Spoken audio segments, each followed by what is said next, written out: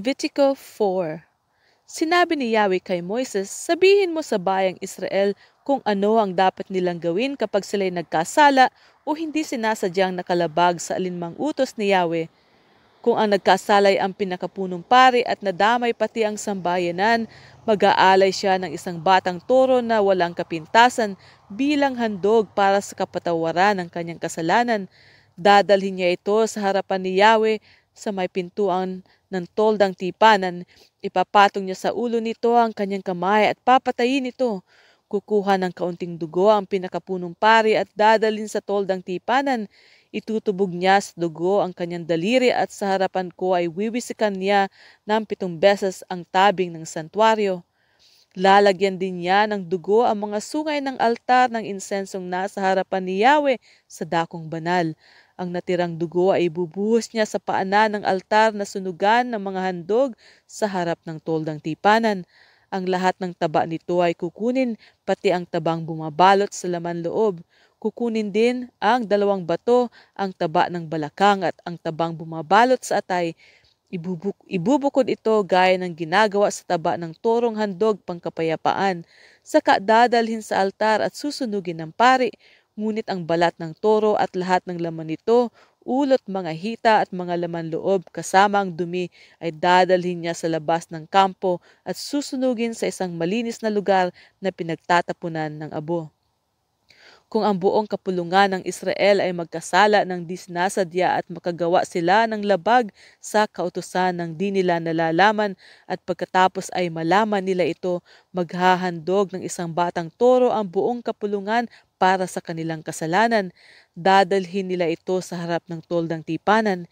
Ipapatong ng pinuno ang kanilang kamay sa ulo ng toro at papatayin nila ito sa harapan ni Yahweh.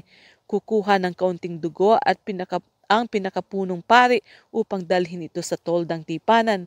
Itutubog niya sa dugo ang kanyang daliri at 7 beses niyang iwiwisik iyon sa harap ng tabing.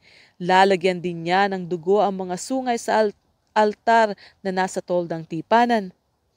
Ang natirang dugo ay ibubuhos niya sa paanan ng altar na sunugan ng mga handog sa may pintuan ng toldang tipanan.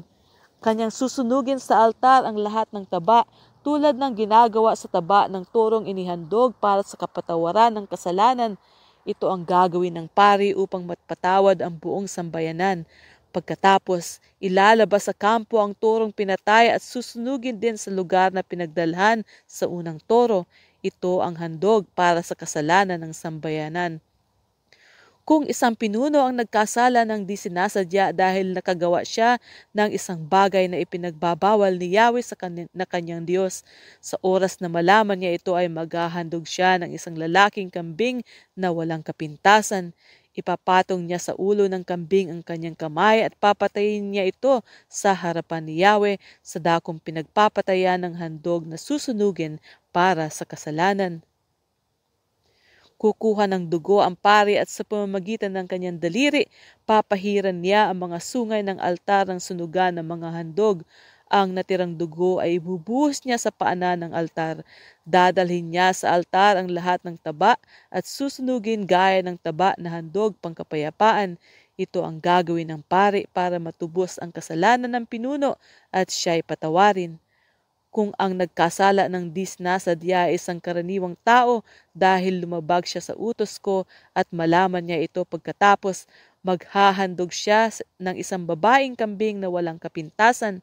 Ipapatong niya sa ulo ng kambing ang kanyang kamay at papatayin niya ito doon sa lugar na patayan ng mga handog na sinunog. Kukuha ng dugo ang pari at sa pamamagitan ng kanyang daliri, papahiran niya ang mga sungay ng altar. Ibubuhos niya sa paanan nito ang natirang dugo at kukuning lahat ang taba nito tulad ng taba ng handog pangkapayapaan at dadalhin sa altar. Ito'y susunugin ng pari bilang handog upang ang usok nito'y maging mabangong samyo kay Yahweh. Sa ganitong paraan matutubos ang kasalanan ng taong iyon. Kung ang handog para sa kasalanan ay isang tupa, kailangan babaeng walang kapintasan. Ipapatong niya sa ulo ng tupa ang kanyang kamay at papatayin ito sa pinagpapatayan ng handog na susunugin. Kukuha ng kaunting dugo ang pari at sa pamamagitan ng kanyang daliri ay papahiran niya ang mga sungay ng altar na pinagsusunugan ng mga handog. Ang natirang dugo ay ibubuhos niya sa paanan ng altar. Kukunin niya ang lahat ng taba nito gaya ng ginagawa sa taba ng tupang handog, pangkapayapaan at dadalhin sa altar. Kasama ng pagkaing handog, susnugin ito ng pari para matubos ang kasalanan ng naghandog.